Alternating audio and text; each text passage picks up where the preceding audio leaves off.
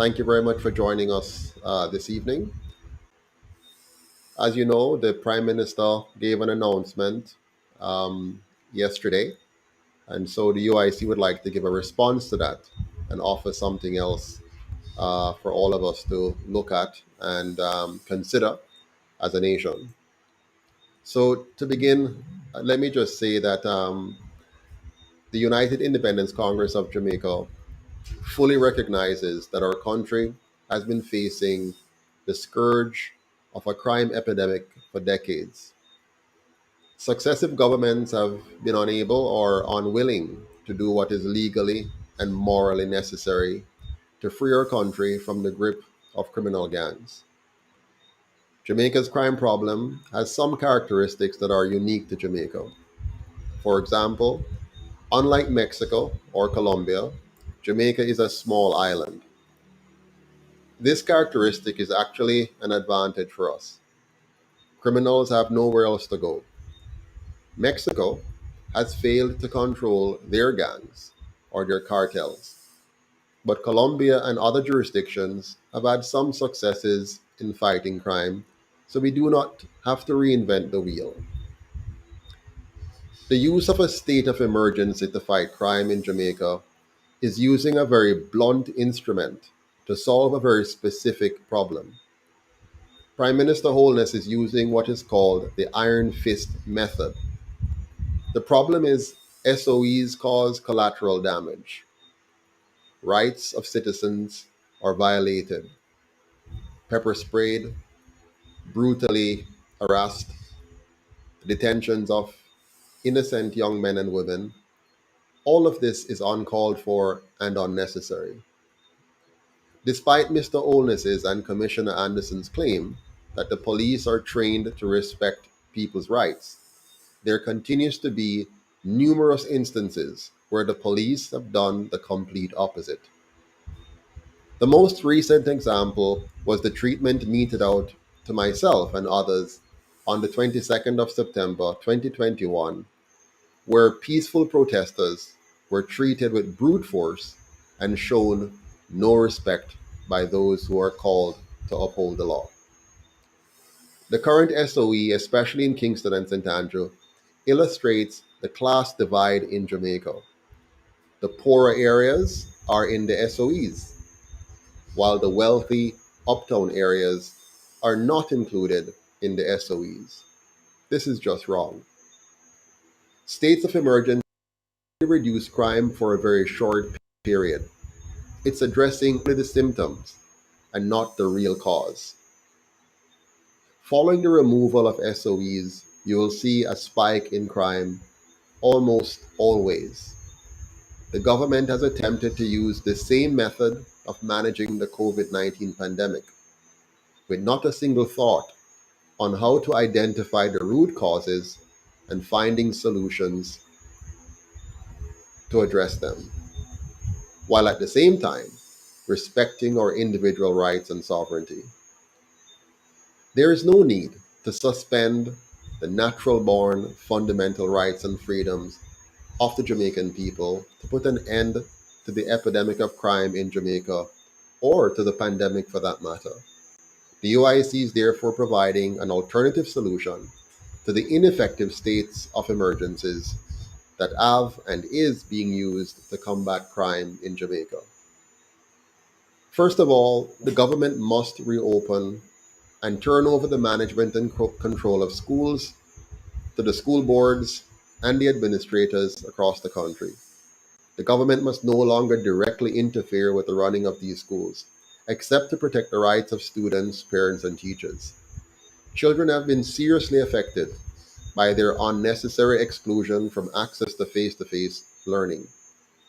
It is well known and documented that youth between the ages of 12 to 19 are among the largest group of participants in criminal activities in our country. Locking down schools was ill advised and has cost us dearly as a nation, not to mention the long term impact on the children, on the economy, and on the society at large. Number two, we call upon the government to begin the activation of the UIC's Youth Employment Solution Program immediately. Yes will help to keep our children above the school age from joining criminal gangs. The Youth Employment Solution is a very effective program once it is linked with the other areas that I'm going to talk about. On the yes, the JDF must begin a mass recruitment initiative of young people in the affected areas and across the island. Our youth will be engaged in the following areas under the YES program. They'll understand or undertake courses in understanding themselves, how to build and maintain a healthy body, a healthy mind, and a healthy personality or character. They'll study courses on building and maintaining strong personal, family, and business relationships. They'll take courses on building and maintaining solid money management skills and an in depth understanding of politics, history, economics, and government. We also want them to re engage with math, science, civics, and communications. But most importantly, we need our young people to be involved in an active apprenticeship program to develop skills in organic farming, computer coding, electronics, installation, carpentry, plumbing, etc. We also have opportunities for them to learn military training or to engage in community policing training, firefighter training, paramedic training. There's so many areas that we can integrate onto the YES program to help our children. We also need to incorporate private, public, and non-governmental organizations in the YES program to absorb all of our young people into meaningful activities. Examples include the Jamaica Esports Initiative to recruit young people from high crime areas into esport economy. We can also look at New Jamaica of Peace Foundation to roll out coding classes across all divisions in the high crime areas. Then there are farming organizations to help our youth develop hydroponic and aquaponic systems they can do to earn a living from. Then there's the importance of financial literacy and entrepreneurship to help our young people find ways to create their own jobs, legal jobs. They're doing so right now in the illegal space because our government has failed to properly cater for the needs of our young people. They are focused on blunt, painful measures as opposed to carefully thought out tactics of how to help our people achieve their best possible outcomes. Number four, we also need to immediately put an end to the government's use of Jamaica's security apparatus to police mask wearing, social distancing, and occupancy numbers in regards to the COVID-19 pandemic. Let's refocus the country's security apparatus towards the decades long crime epidemic and stop wasting our valuable resources locking people up for not wearing a mask or fining them for breaking or breaching some form of deer and may activities.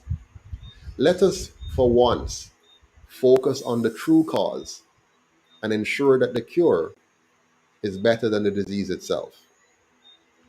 Number five, let's immediately put an end to all government funded advertisements on vaccines and refocus those funding towards promoting true public health. Let's educate Jamaicans on the importance of eating properly, engaging in organic farming, eating our naturally produced foods, and using our herbs. This will not only improve our health, it will stimulate our economy and make Jamaica a healthier nation and a more prosperous nation. Number six, let us immediately modify government regulations to reduce the negative effects on access to essentials. For example, let's reduce all the duties and importation levies on environmental products so that we can import the kind of things that we need to reduce the cost of essentials to Jamaicans who are currently struggling to survive.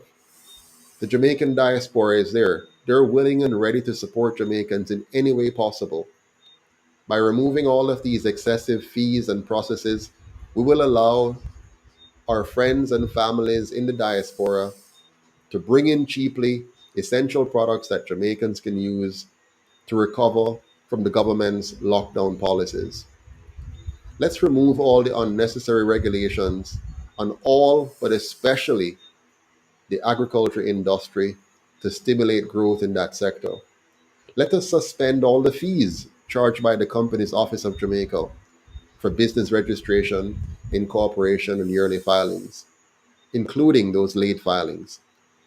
They're currently very punitive and onerous, and businesses that are struggling just cannot afford them. So, by having these high fees and onerous processes, we're only pushing our people farther behind and oppressing them and making them afraid of complying with basic registration features of government, which is also essential for proper management.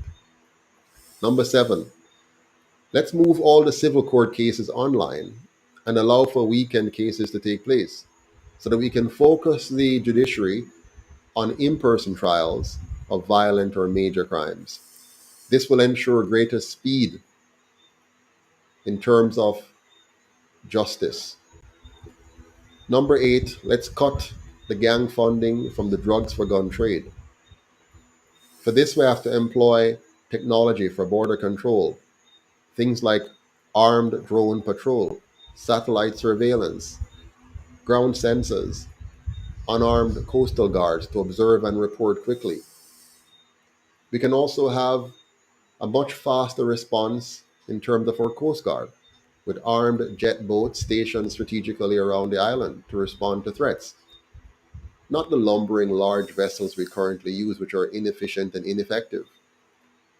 Let us use drones and satellite technology to monitor illegal landing areas and airstrips so we can quickly trap and catch those who are bringing in, you know, illegal guns into our country. Number nine, let's cut the funding from extortion and scamming. Extortion is focused on certain gang controlled areas. While it is not affordable to station police officers at every business being extorted, we can use CCTV and drone technology to monitor such businesses and quickly find out what's really happening and take effective actions. Let's drop the import duties on CCTV surveillance equipment, allowing businesses to quickly import these technologies and have them in places to help the police and to help themselves. The government of Jamaica must also speed up the process and reduce restrictions on all responsible citizens wanting to own a legal firearm. We must not make it difficult for people to defend themselves, especially when the police is not able to do an effective job. Scamming is also a source of income for gangs across Jamaica. Let's remove the young people from the criminal environments with the use of the YES program. This will reduce the knowledge base that gangs use to carry out their initiatives.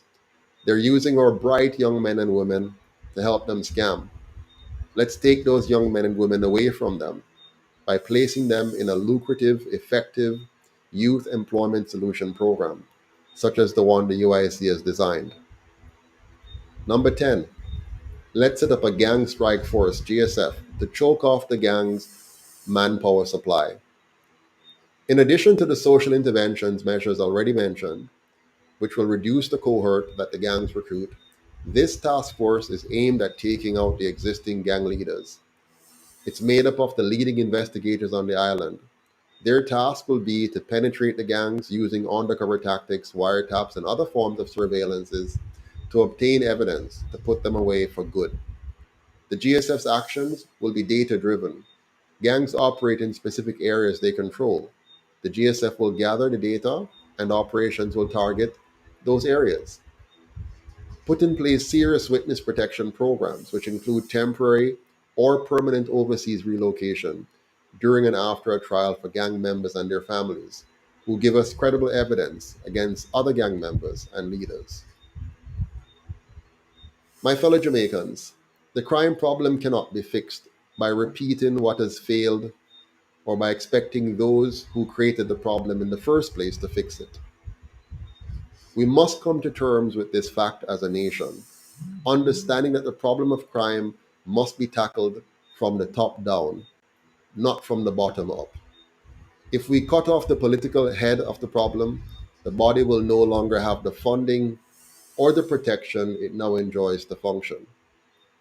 After 77 years of trying with those who created the garrisons, the gangs, and the ghettos, it is time for us to turn over a new leaf with a new system and a new leadership to create a new and better Jamaica.